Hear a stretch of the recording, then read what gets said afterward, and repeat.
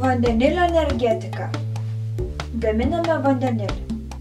Elektros energiją specialioje membranoje vandens molekulės skaido vandenilį ir deguonį.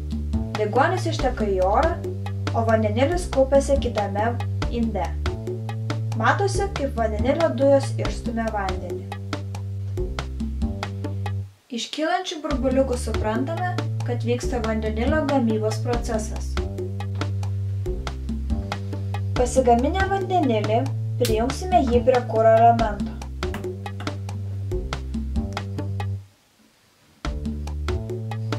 Atidarius vožtuvą, vandenilio dujos patenka į kuro elementą, kuriame vandenilis jungiasi su deguonimi. Susidaro vanduo ir išsiskiria elektros energija.